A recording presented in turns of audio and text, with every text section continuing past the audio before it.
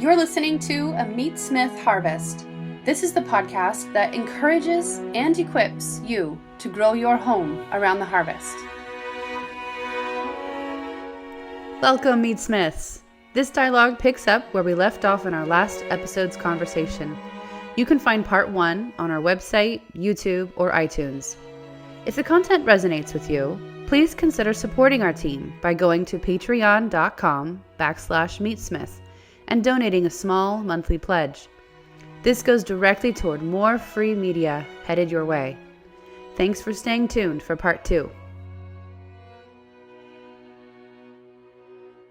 So speaking of sustainability, because we mentioned that word, I wanted to take that word in another direction, but it's all related.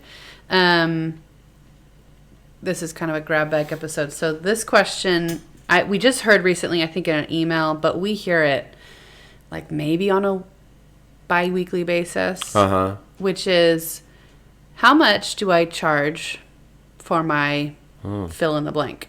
Yeah. And purebred Mangalitsa pork. There we go. Yeah. Yeah. Or whatever it is. Yeah, I think someone recently asked, how did we charge for that? And I think it'd be good to talk about that a little bit. Yeah. Because it keeps coming up. And I think we've talked a little bit about it, but it might be good to go through the practicality of how did we arrive at certain figures. Yeah. But then also theoretically why you must charge the way that we do. for the sake of sustainability. For the sake of the economy. Yeah. And economy meaning management of resources and the actions that you take as a farmer that affect all the other farmers. Sure. And their ability to make a living in the same industry. Yeah. Yeah, it's a tricky thing because so many people are getting into small-scale livestock raising for the first time. And and there's no blueprint for this because inevitably when they get into it, they have a completely different value system than the last generation. They want heritage breed, rare pigs, or what have you, and they want to raise them organically and in a way that has due regard for the nature of the animal, Salatin's pigness of the pig, like a good Platonist. And so it's a totally different product. And yet, the standard for pricing has not been rejuvenated with the culture of agrarian livestock raising. It hasn't changed. It hasn't come up with it. The standard is still the industrial standard. And to the consumer, it's tricky. They still think they're just buying pork. And it's like, no, you have to educate them to know that they're buying Mangalitsa. And that is a different thing, not just in degree, but kind. It's different not only in what it takes to raise it, how long it takes, how to feed it, how to get the best value out of it, but how to cook it. It's totally other than the pork that you get in the grocery store. Yeah. And so it only makes sense that it needs a completely different pricing structure. Yeah, and it is generational, like you said. Yeah. I mean, we brush up against this in a lot of different parts of life, but like the baby boomer generation, which is our parents, there were some values there that superseded all the other values. And those values are different than I think a lot of our generation. They haven't completely gone away. There are still people in our generation that value comfort and ease, or what's the word I'm looking for? Affordability. Yeah, but when you can have your pick of unlimited choice. Yeah. And those cannot be held side by side with supreme quality. Yeah. They just can't. Or local agrarian economies. Yes, right. Yeah. And so, I mean, even one time we showed up at, Michelle's local lady who does starts. Yeah. So she has her own little farm, and then she sells starts, and they're beautiful little starts for your own gardens. And my dad came, and it was great. He was actually buying the starts for us as a gesture of just, he was going to help us start our garden one year. And he shows up like he's showing up to Target. And he's like, so what kind of deals are we having today? Yeah. Is it like 2 for 3 or 3 for 2 or whatever? Like we get some, buy a certain amount and you get a certain amount free. And I was just hanging my head like, no, Dad, that's not what you do to a local farmer. Like, no, it just is one price. That's just how it works, for the sake of having these beautiful starts that will just make our garden perfect. Yeah. Thank you for the garden berry. Yeah. For the record, Lauren told the story. But yes. He knows. I've given him crap for it. Yeah. No, I get it. That's a baby boomer mentality. It kind of is because, it makes sense though. At Home Depot, they have, there is such a thing as economy of scale. Yeah. They might do starts intending to not make a dime off of them. It's just to get people into the door to buy potting soil. Because they make they make a lot off of that. Yeah. And so, of course, if that's the purpose, they're going to sell a bunch of starts. Sure. Right? And do package deals and stuff. Sure. And that's just the way it's worked. Yeah. But there isn't economy, the efficiency of a local agrarian economy is way different than one like that. It's a different kind of efficiency. It's almost like diametrically opposed to the kind of large scale economy of scale, which is a repetitious way to say that, that is inherent to those kind of places. Yeah. It's not an efficiency of economy of scale. Yeah. Is what I'm trying to say. Yeah. It's not. The more you produce, the cheaper it gets? Not necessarily. Actually, the more you produce, the more you're working. That's just the way it is. Yeah. And over the years, you might gain some efficiencies. It was neat actually to see George's farm yesterday because 20 plus cows, around 20 sheep, at least 35 pigs, and 500 ducks on the property. And there might be more I don't know about. And they're doing farmers markets. And they're only on 10 acres, right? That's right. I think the original farm is about 10. And there's 2 of them. Not a single employee. Yeah. Husband and wife. Yeah. And George does all the farming. And he's got a skid steer and an excavator. And those are his technologically expanded labor tools where he can expand his body to be this tool that can kind of do everything. But that's an amazing efficiency, which is different. That's different than the Home Depot efficiency. Yeah, yeah. I think. Well, so I wanted to, because the devil's in the details, right? So I wanted to share, because we just get asked so gosh darn much, how do we price things? And it's like, I think people are looking for a silver bullet, which is a good, it's a natural temptation. I'm always looking for the silver bullet. But honestly, when we first started Meatsmith, this was back 10 years ago, maybe slightly less. I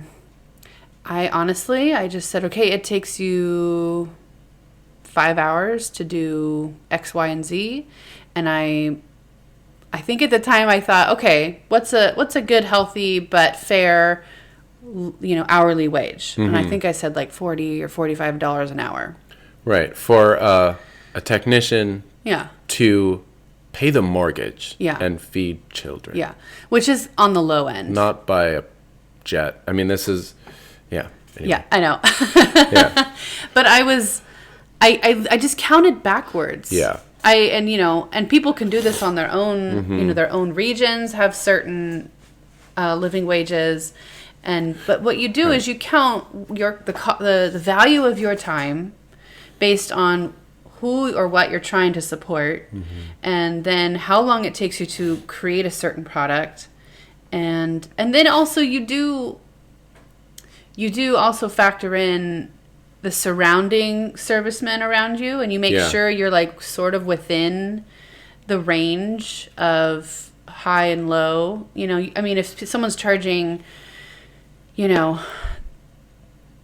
50 cents per pound to ground meat, you don't want to charge $5 a pound to ground meat. Like, you want to stay sort of close. Yeah. But I think that's a good point, because that's the only metric that people look at. Yes. And I think that's the most common error. Yes. Is, what are people around me charging?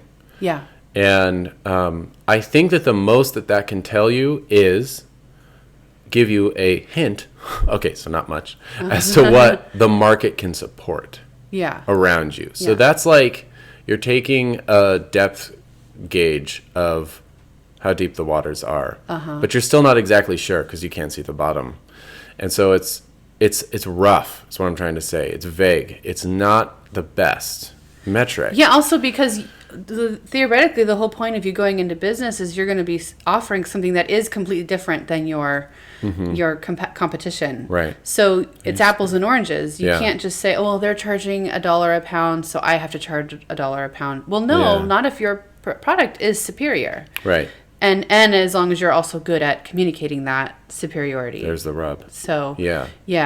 But I would start at least at, you know, I mean, our prices have risen a little bit over the course of a decade. So, although I never went back and like refigured things, I just I don't have that much time. Well, what is the thing that they're chasing, so to speak? It's the cost of living. Yeah, right. That should be your base. Yeah, I mean, there is the cost of production of raising the animals, buying them, putting feed into them, or the garden, whatever it may be. But then there's also your cost of living. And that's the real cost of all of this. And that's the only way I think you can actually account for your time. Yeah. In some way. Because I know with especially new farming projects, that's just the thing we always write off. Because, I work 17 hours a day. Like, I'll make half a cent an hour. Yeah. Like, how do you charge for that? But I think that you can start to approach that in a more concrete way if you calculate more your cost of living as the basis upon which you make your pricing decisions. And the thing that I like about that is it is a real metric. It's just not arbitrary. It's not based on someone else's cost of living that is probably different than yours, especially someone who has inherited land or a farm or a slaughter truck. You know, all of those things change their costs of living and production. But if you can calculate that, you're not generating an arbitrary number. You're not trying to just get as much as you can. Yeah. You know what I mean? So you don't have to feel, guilty about that. It's based on concrete reality. Yeah. Which is, I have to put food in my children and pay down the mortgage. Yeah. Those are real costs. Yeah. And if what you're selling can't cover those costs, you need to pick something else. Yeah. Don't keep doing it. You need to charge more or something. But that should be the lodestone. I think. Yeah. Is your cost of living. Yeah.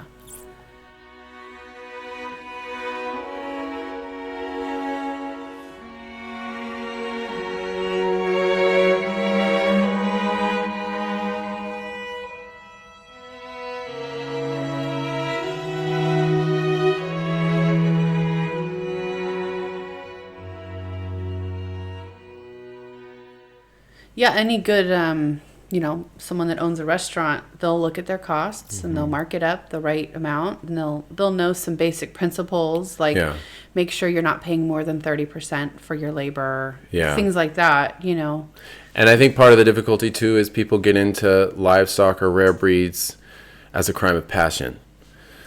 Beef, without quite thinking about how they're going to sell that. Because especially like with the purebred Mangalitsa, and we've done a whole podcast on this, so we don't have to go over it again, but that is just such a crystalline example of the challenge. It's like, it's a woolly pig, it's really rare, it's from Hungary, and it's delicious. Of course I'm going to raise those. Yeah. It's like, no, wait a second. You have to raise them at least for 10 months, as opposed to someone else who's raising their pigs for 6. Yeah. Even if they're, the 6-month-old pigs, they're being fed organically. They're delicious. To the consumer, they're probably the same. They're leaner. Your pigs are 10 months old. You're feeding them organically the whole time. And 60% of their carcass is fat, at least. Yeah. And the processor's going to trim off a bunch of that fat. Yeah. And your customers might feel ripped off if there's 2 inches of fat on, if their bacon is 2 inches of fat, right? Yeah. Yeah. Or 4 inches, I should say, with a Mangalitsa. And those are probably deal killers, honestly. And so don't jump into the rare breeds unless you know their yield. like what it is, the quality, the quantity of fat. And then you can anticipate, well, this is going to actually be a really hard sell. So maybe before I even get the pigs, I need to, develop a customer base that understands what this product is.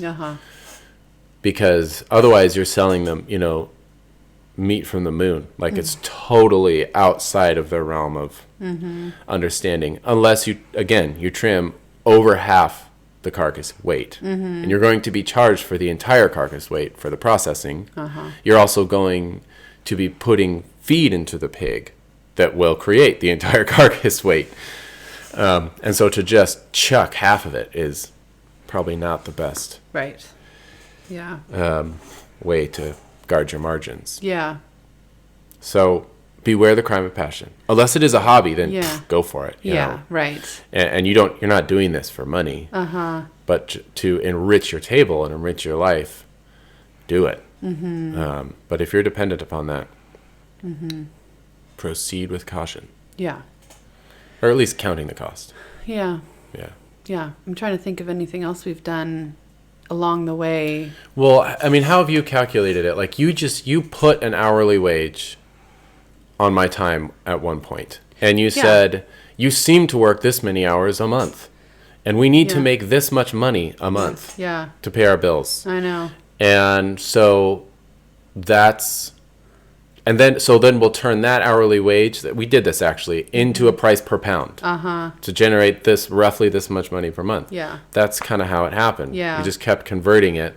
But the fundamental metric was monthly cost of living and then my hourly. And we just translated that into price per pound. That seems to be how it happened. I just got comfortable with Excel spreadsheets. And knowing that I'm not doing it perfectly. But also, like times change and we're a decade later now and we've grown as a family. We're supporting way more. Oh my gosh. And I haven't really adjusted things all that much. So I need to. The other thing is I have not accounted for, and we're discovering this now, advertising. So that's a whole nother, you can create this amazing product and you can tell, to a certain extent what's called your warm audience, like people who have just sort of organically found you and followed you, and whether that's your local economy or like for us, it's, digitally. But we're at a point where we've kind of reached a ceiling for the reach. The reach and like our natural following. There's a certain percentage that you can base. Any business person will tell you this. There's a certain percentage of your following that will actually pay to receive your product to dive deeper, right?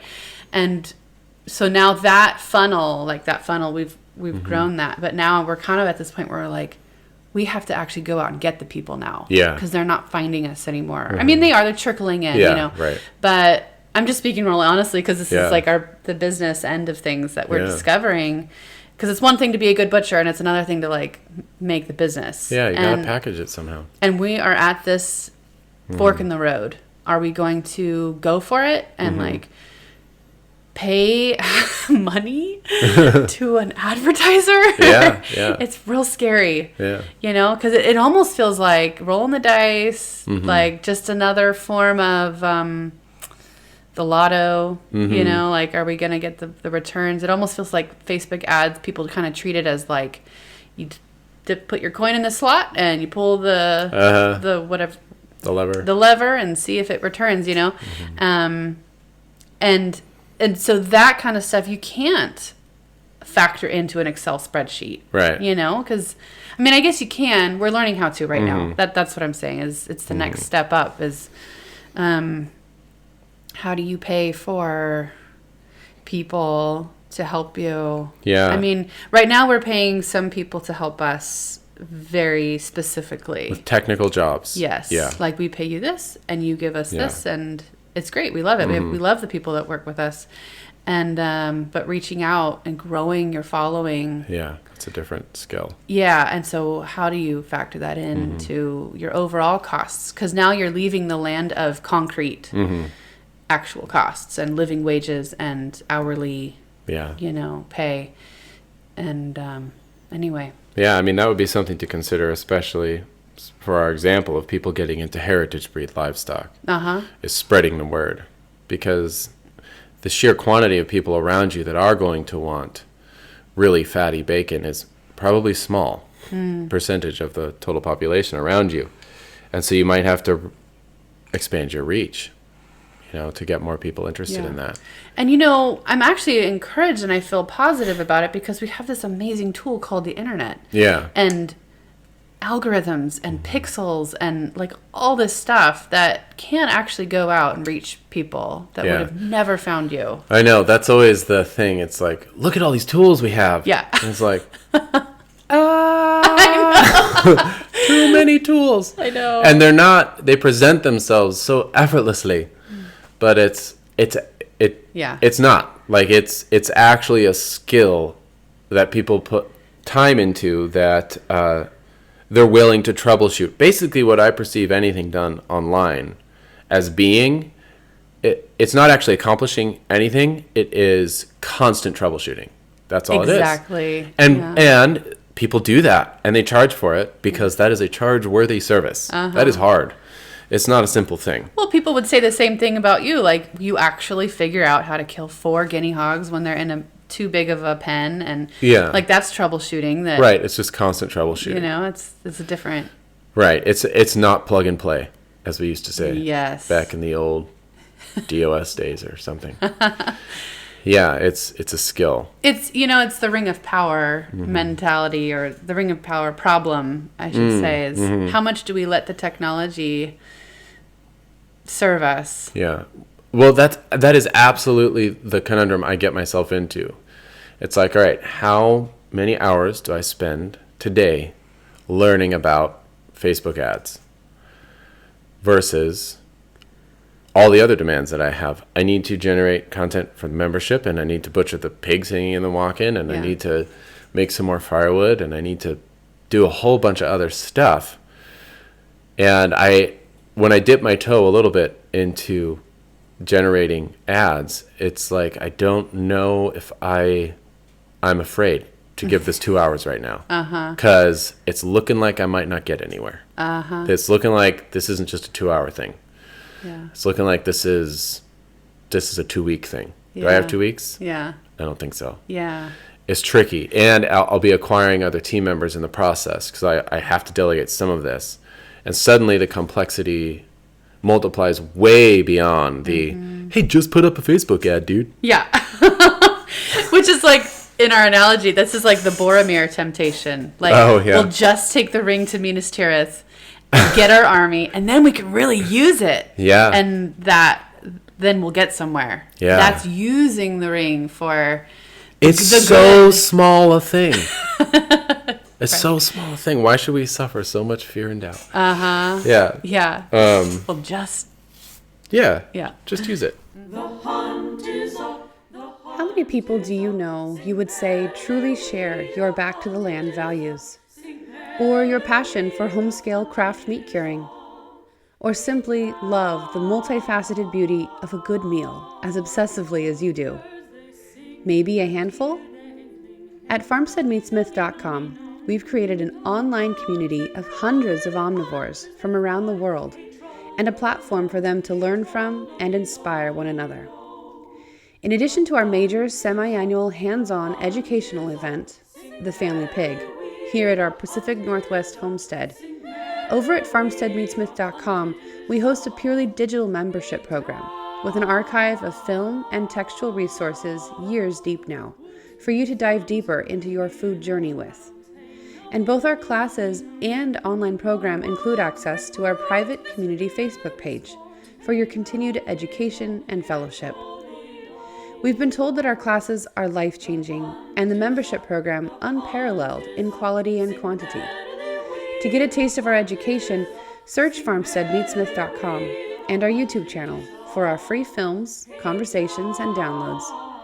Explore how we and other meatsmiths across the globe may best come alongside you, putting the knife in your hand, article by article, and comment thread by comment thread, and can support you in building your home around the harvest. Please head to farmsteadmeatsmith.com today. Yeah, I don't know if we got back to, how would you price pork? That is the more frequent question that we get. This is why we can't answer those emails. I know. It's way too abstract. I know, it's too much. Existential.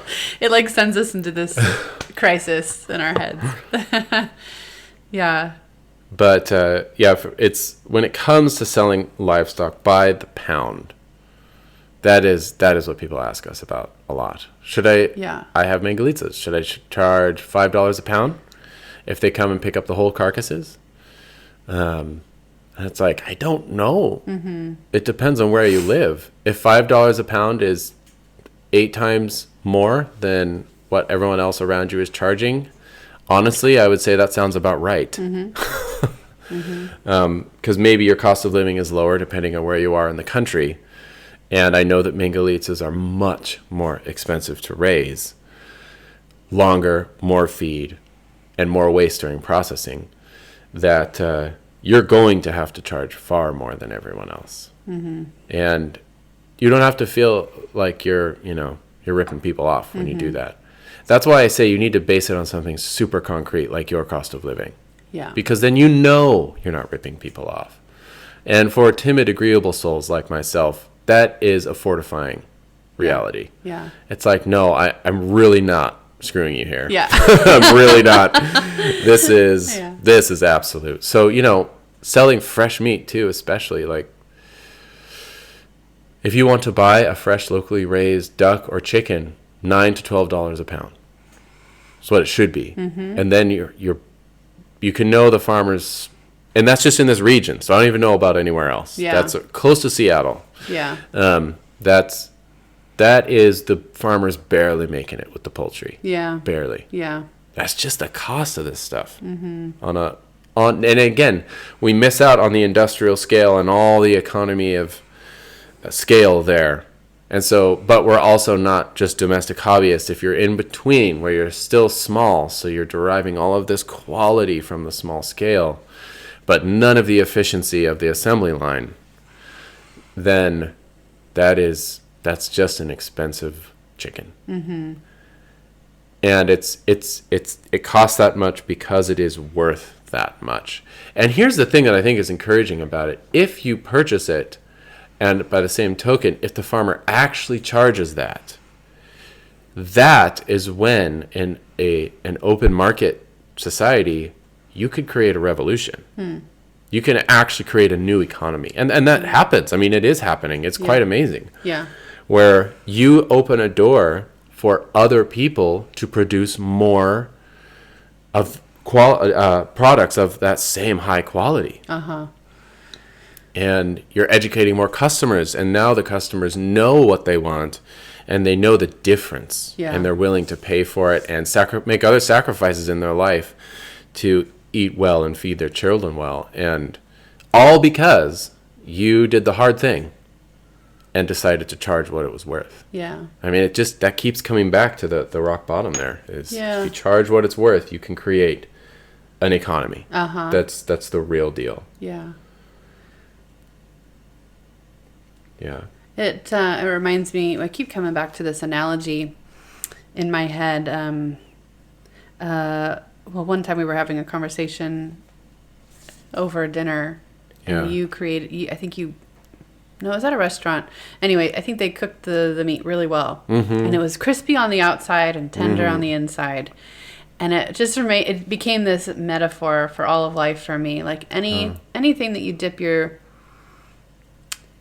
toes into, anything that you are doing, be a little crispy on the outside and tender on the inside. Yeah.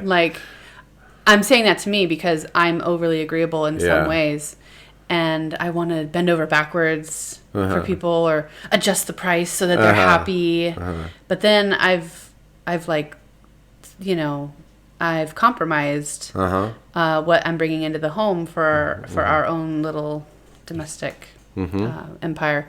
And I needed to be a little more crispy on the outside. Like, nope, this is what it costs. Yeah. And I don't have to apologize for it. Right. I don't have to explain it even. You don't have to buy it. Right. Yeah. And that comes off to an overly passive-aggressive society as, what snobs. Or, you know. But I just need to not think about that. Yeah. I, as a mature human being, I need to not worry about what people are thinking. Because that is ultimately tender on the inside. Yeah. I mean, it facilitates that. It does. It's actually more compassionate. Yeah. Yes. And because it's truthful. It's to honest. have a regard for the economy of other people in your same field of work. Sure. That is compassion, you know, to have a regard for, of course, you know, your own household and supplying their needs. It's actually the compassionate thing. Yeah. To charge well.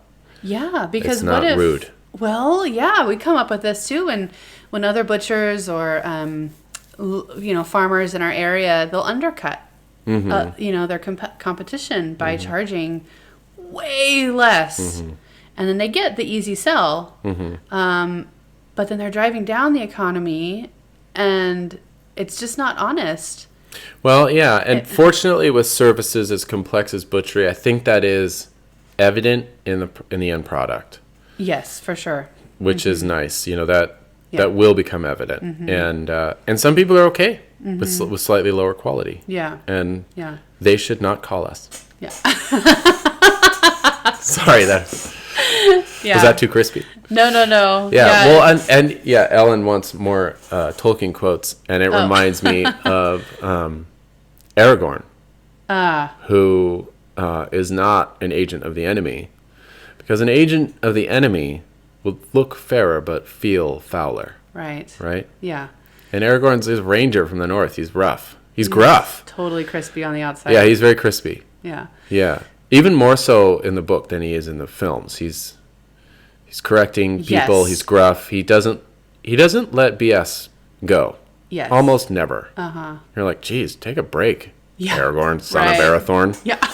But no, he's a little crispy, but he is the good king. Oh my gosh, and he makes the whole thing happen for the good of everyone. Yeah. But he had to be a little authoritative, can I say? Yeah, definitely. Well, yeah, like as an example, one of our members, Ellen, says that the locker is selling commodity pork for $1.75 a pound hanging weight. Whoa. Which is no small farmer can produce that. No. Ever. Yeah. So that's why I say it's not different just in degree, it's different in kind. Like your pig is a different animal. Yeah. Totally. Yeah. And Desmond, who is in Minneapolis, who's a member, he's really good at processing everything. Yeah. He is a scavenger and a skilled one, including pigs and lambs and everything. But he's getting to the problem of people wanting him to teach them.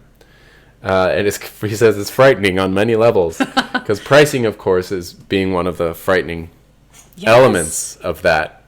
And it's hard because I know Desmond has children. He has a family. He has a job. It's like, so am I going to go over to your place for 4 hours and show you how to do this? Yeah. I mean, yes, it would be fun. And I would enjoy it because I enjoy the culture and I enjoy processing meat. But ultimately, because he can't afford to be that selfish. Yeah. Right? He can't just go out and be like, see ya, hun. No. I'm going to go show these total strangers who you get along with and enjoy how to process their deer or how to make bacon with their pig, you know?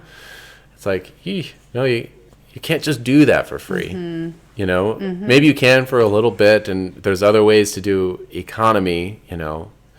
And you don't just start out right away charging way more. Like you start out, I would say, start out giving yourself a nice hourly wage and make it real affordable, you know, for the people and see if you like it. Yeah. See if you enjoy doing this and then keep charging more. And like we didn't start just doing the family pig and charging what we do on day one. Right. Like it developed. Yeah. And we were also from day one, we were going all in. Yeah. This was going to be our sole source of income. And so that put the seriousness on real quick. Yeah. of trying to figure out how to make a living ASAP. Yeah. So I don't have to work 2 or 3 jobs. Yeah, yeah.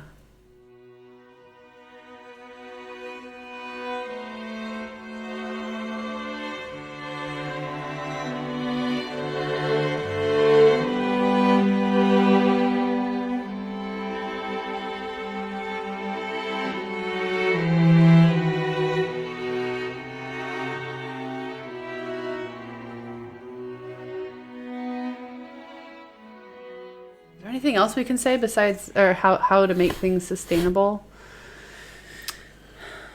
Yeah. Because the point of all this is so that we can keep doing it, so things don't fizzle. Because right, that's where sustaining comes in. Yeah, we do see smaller scale operations, both farmers and butchery operations. Come and go, Come and go, yeah. Like the grass. Yeah, it's very, very common. Yeah. And it's hard because you start out, in a very, I don't know, almost like a dude culture. This is what I think of as a dude culture. Uh-huh.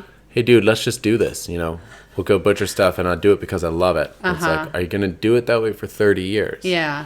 Maybe not, and you just jump around from cool thing to cool thing. Yeah. But only then do you have the luxury, of just charging what feels polite. Yeah. Rather than what has the potential to support you and a family and engender a sustainable economy to go with your sustainable product. Well, part of that dude culture is... I like dudes, by the way, but... Yeah, well, you are one in certain contexts. Yeah. I would say the thing that is holding the dudes back from making it a lifelong, or even, it doesn't have to last your whole life, but something that they give a real good effort at rather than just the hobby. So it's okay if it's a hobby, for instance, but if you're going to make it your career, is you got to build in the necessity that's going to drive you. And that's something that from day one, like you say, it couldn't fail because we had children to feed. Yeah. And I would say that the most natural way to build in the necessity is the family life.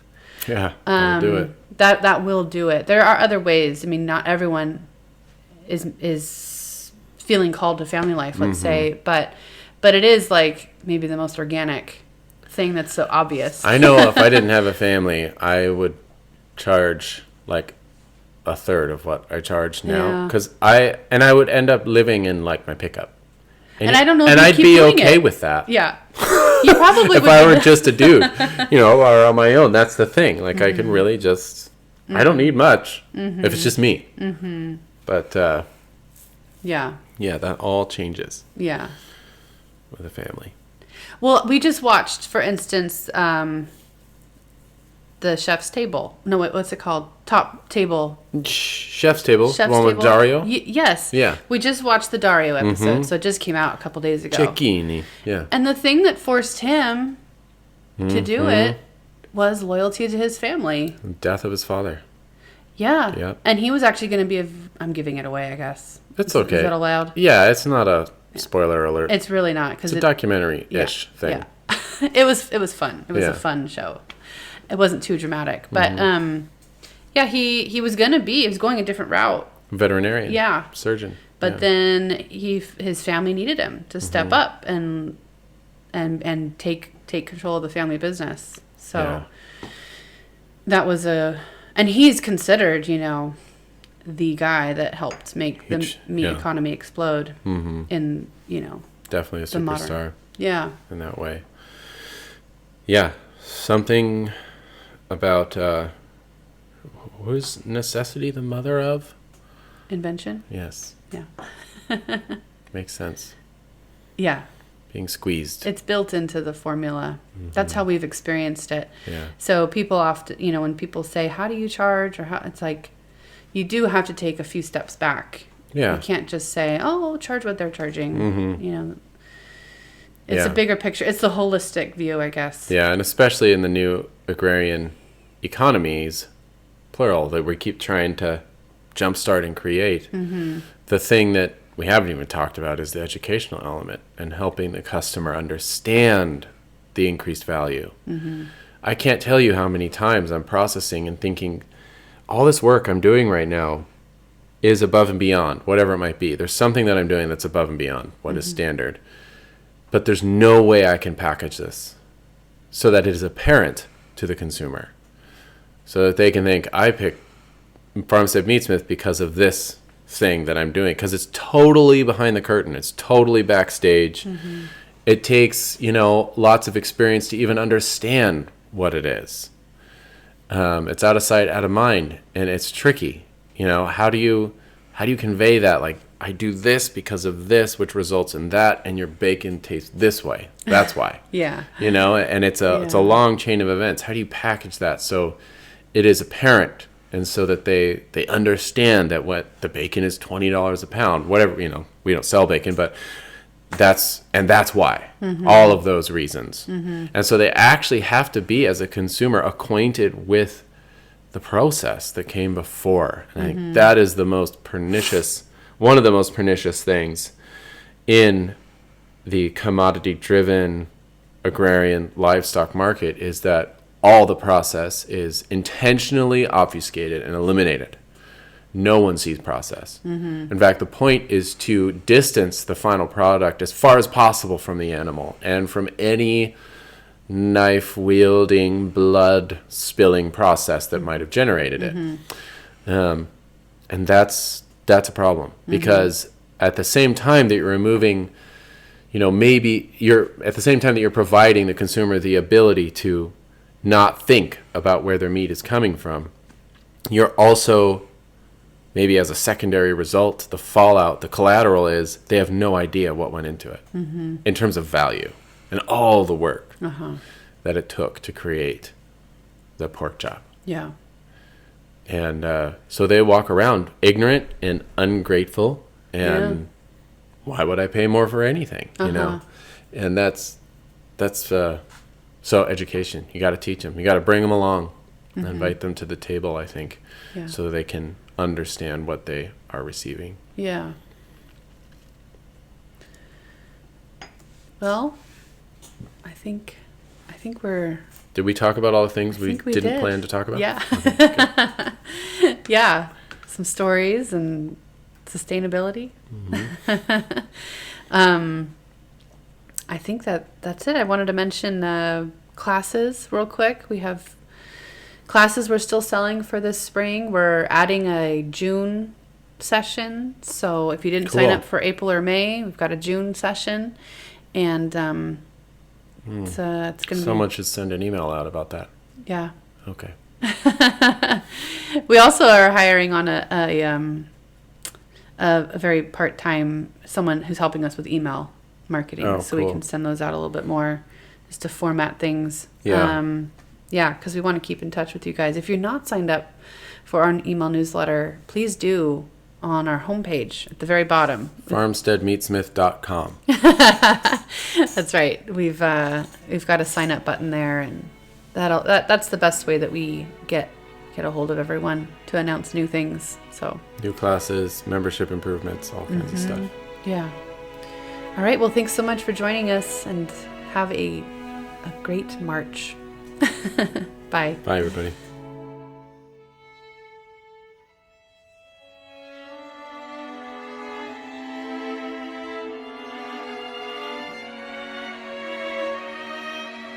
You can receive updates on all our brand new content as it's released by signing up for our email newsletter. Free download of Brandon's thoughts on meat cookery included. Go to farmsteadmeatsmith.com and sign up on the homepage. Thanks again for listening, and keep in touch.